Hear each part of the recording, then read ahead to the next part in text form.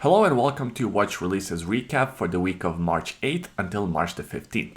Let's begin with the Citizen and a couple of new models inspired by Washi Paper. Citizen is known for their more affordable watches, however they have this sub-brand called the Citizen. It's a little bit confusing because it's essentially Citizen's The Citizen.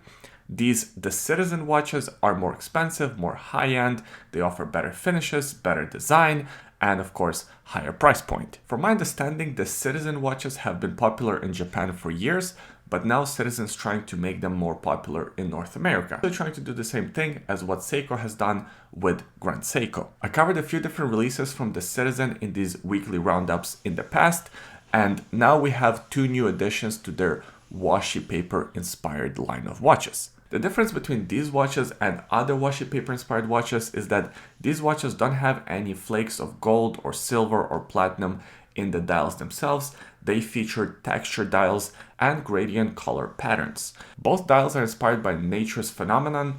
One is inspired by summer flowers, that's the teal blue one, and the other one is inspired by eagle in flight, which is kind of funny. I personally don't see eagle in flight when I look at this watch, but I'm not a designer. Both watches come in the same case. One is PVD coated, one isn't. Both are made out of titanium. Both have the same diameter, 38.3 millimeters by 12.2 millimeters in case thickness. Both of them feature 100 meters of water resistance, and they are powered by the same caliber movement, caliber A060. It's an eco-drive movement, but it's not one of the cheaper eco-drive movements. This one is very advanced. Essentially, as long as you wear the watch, it will last pretty much forever. You never have to replace the battery or do anything to the watch. If you just leave the watch in a dark room, it has 18 months worth of power reserve. Another cool feature of this movement is the fact that if it senses that there will be an impact. I don't know how, but apparently the movement can sense if it's about to have a heavy impact. The movement will lock up to prevent any damage to the movement. And then once the impact is over, the movement is smart enough to keep track of original time. So it will adjust for any time lost during this impact and the stoppage of movement, which I think is pretty cool. These two new models are on the expensive side. The natural titanium looking one is $3,900 US, $3,925 to be exact. And the rose gold PVD coated one is $4,125 USD. The new Timex Marlin Moon Phase and chronograph and an automatic watch. So Timex Marlin is one of these affordable lines of watches that I'm a big fan of. I'm tired of all the watch companies offering us watches that are thousands of dollars, tens of thousands, sometimes hundreds of thousands.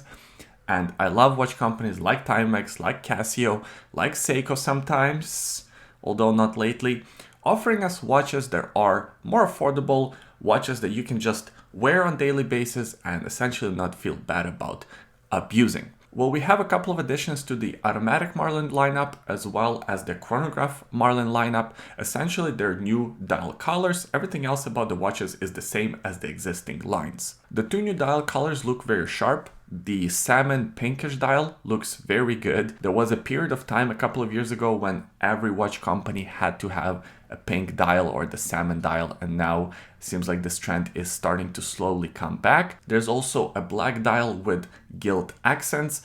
On the chronograph, it doesn't look as good as it looks on the automatic watch, because on the chronograph, they also decided to add that date at the 4:30 o'clock position. And since it's a cheaper watch, they didn't really go the extra step of color matching the background of the date wheel to the background of the dial. Both the automatic models and the chronograph have the same case size, 40 millimeters in diameter. They both feature 50 meters of water resistance.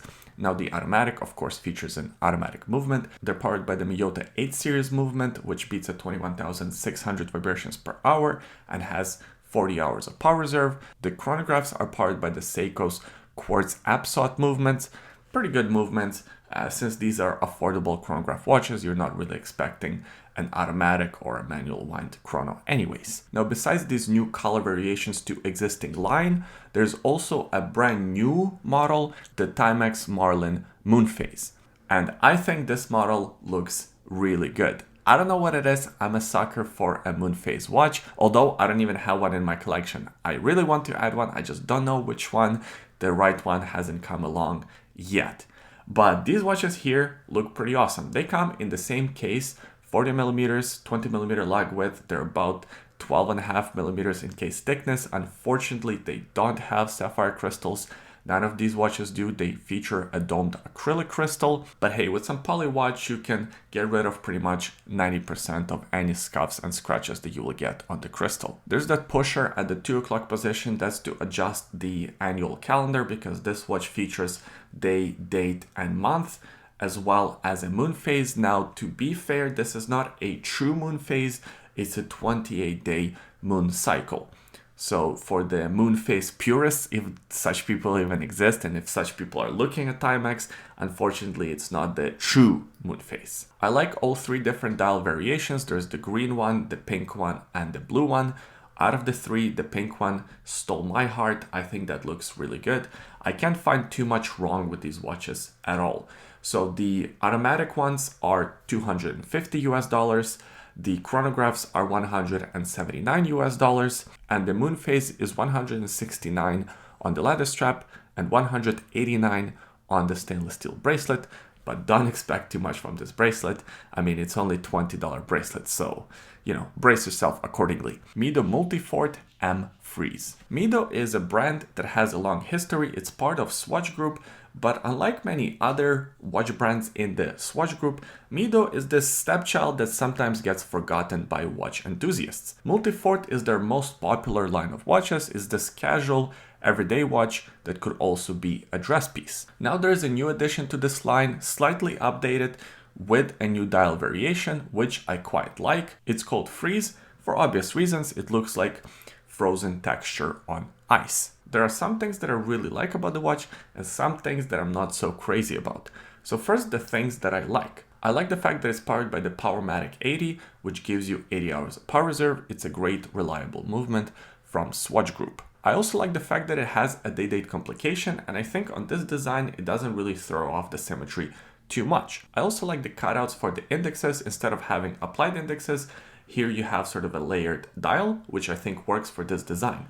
Now for the things that I'm not so crazy about. Number 1, I really don't like the chapter ring going around the dial. It's on the slope, and I think it really cheapens the look of this watch. If they got rid of that, or at least get rid of the numerals, maybe it would look a little bit more expensive, a little bit more high-end.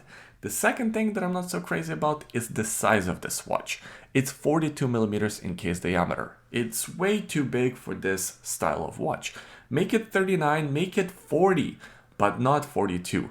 Most people cannot wear a watch like this in 42 millimeter case diameter because of its design. It pretty much has no bezel, so it's all dial and it looks ginormous on the wrist. At least it's quite thin, only 11 millimeters in case thickness. It features 100 meters of water resistance, stainless steel case with that stainless steel bracelet, and the price is very fair, $960 US, if only they made this watch smaller. The Union Glashütte Belisar Chronograph. Union Glashütte is another watch brand that's part of Swatch Group, and it's another one of these brands that's not very common, especially here in North America. I don't even think we have a boutique that sells this brand here in Vancouver. But just because this brand is not very common doesn't mean that the watches aren't good. In fact, Union Glashütte makes some excellent timepieces. Their Belisar chronograph line offers fantastic value for money. It's this sporty chronograph for a pretty affordable price. Now there are 2 new dial colors and some slight visual updates to this line. There's this light gray dial with white chronograph registers, and there's also the white dial with blue chronograph registers. I think both dial variations look very sharp. I actually prefer the gray one. I think it looks very unique. Not too many chronographs look like this. I also really like how the date is integrated into the design. It's at the 6 o'clock position, and I think it fits there perfectly. It doesn't really throw off the symmetry of the chronograph. The thing that I'm not so crazy about is the case. It's 44 millimeters in case diameter, just like with Mido.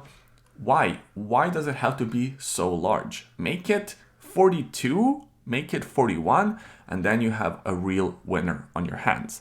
It's also a bit on the thicker side. It's 15mm case thick, but that's because of the movement. These ones are powered by the caliber UNG27.S1, which essentially is a modified Valjoux 7753, but it is heavily modified. They added a silicone hairspring and also increased the power reserve to 65 hours. These are not limited editions, so they're added to the standard catalog, and both versions are priced at 2,950 euros, which is the same in US dollars. I think a very fair price, if only this watch was a little bit smaller. The Bulgari Octo Finissimo Sketch Dials Limited Edition. I personally am a big fan of Bulgari Octo Finissimo. One day I really want to add one of these watches to my collection. They started this line in 2012, and ever since there were quite a few different editions, variations of this model. It is essentially a watch with a complicated case shape, integrated bracelet, and a very thin profile. Now, when they started these models, they were quite a bit thicker, and as the years went on, the cases got thinner and thinner. I think at one point, Octo Finissimo held the record for the thinnest watch in the world. In 2022, on the 10th anniversary of Octo Finissimo line, they introduced Sketch Dial Limited Edition. Those were chronographs, and those were very popular. A lot of watch collectors, watch enthusiasts loved them. They sold out of this limited edition. Now in 2024, they decided to introduce two new limited editions, but this time not in the chronograph form. There are two variations, the stainless steel version and a rose gold version. The difference between the two is the case and the bracelet material. Everything else but the watch is essentially the same. They both come in the same case diameter, 40mm, by only 6.4mm case thickness. They are powered by automatic caliber BVL 138 in-house movements. These are ultra thin automatic movements with a platinum micro rotor, 36 joules, 21,600 vibrations per hour, and a pretty impressive 60-hour power reserve if you look at the case thickness. As far as the design of the dial goes, I'm not a huge fan. I know it's an acquired taste, and unfortunately I haven't acquired this taste. To me, I like watch to be a good combination of design and utility. This watch here is mostly design. If you look at that sub-seconds hand by the sort of 7 o'clock position, yeah, it's very hard to read. And then also the time is very difficult to read because of course there are no indexes. This one here is more design over function. And I think a lot of people will appreciate that about the watch because a lot of people look at watches as sort of art pieces. To me, I'd want something a little bit more useful, so I would go for one of the standard Octo Finissimo watches, but that's just my opinion. Also, these are limited editions, so the stainless steel version is limited to 280 pieces, and it's priced at 17,800 euros. The rose gold version is limited to only 80 pieces, and that one is priced at 51,500 euros, and it's the same price in US dollars. And that's it for this week's releases. I hope you enjoyed this video. If you did, give it a thumbs up, subscribe to the YouTube channel for more videos like this, and leave a comment in the comment section below. Let me know what you thought about this week's releases, what watch brand names I mispronounced this week. I always enjoy reading your comments. Thanks for watching, and we'll see you next time. Bye. And by the way, Bond is completely fine. He's just chilling in the other room. I felt bad about waking him up so he can be in the video.